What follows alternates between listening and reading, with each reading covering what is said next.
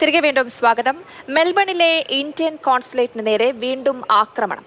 പ്രവേശന കവാടത്തിലെ ഫലകത്തിൽ ചുവപ്പ് പെയിന്റ് ഒഴിച്ചു എന്നാണ് അവിടെ നിന്നുള്ള വിവരം. വിക്ടോറിയ പോലീസ് അന്വേഷണം തുടങ്ങിയിട്ടുണ്ട്. പി ബസന്താണ് വിവരങ്ങളുമായി ഡൽഹിയിൽ നിന്ന് ചേരുന്നത്.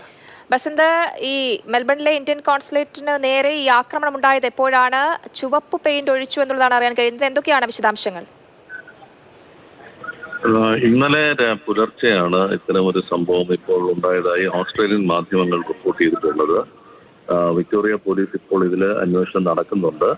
ആരെയും അറസ്റ്റ് ചെയ്യുകയോ പിടികൂടുകയോ ഒന്നും ചെയ്തിട്ടില്ല. പക്ഷേ ഇന്ത്യയിലെ മെൽബണിലെ കോൺസുലേറ്റിന് മുന്നിലെ ഫലകത്തിൽ, അതായത് കോൺസുലേറ്റിന് എഴുതിയിട്ടുള്ള ബോർഡിൽ ചുവപ്പ് പെയിന്റ് കോരി ഒഴിച്ചിരിക്കുന്നു എന്നുള്ള വിവരമാണ് വരുന്നത്. ഇതിനു മുമ്പും മെൽബണിലെ ഇന്ത്യൻ കോൺസുലേറ്റിന് നേരെ ഖാലിസ്ഥാൻ തീവ്രവാദികളുടെ ആക്രമണം ഉണ്ടായ ഒരു പശ്ചാത്തലം ഉണ്ടായിരുന്നു. അന്ന് കർശന നടപടിയെടുക്കുമെന്നൊക്കെ ഓസ്ട്രേലിയൻ അധികൃതർ അറിയിച്ചെങ്കിലും ഇപ്പോൾ വീണ്ടും സമാനമായ ഒരു സംഭവമാണ് ഉണ്ടായിരിക്കുന്നത്. ഇന്നലെ പുലർച്ചെയാണ് എന്നുള്ളതാണ് ഇപ്പോൾ പോലീസ് നൽകുന്ന വിവരം.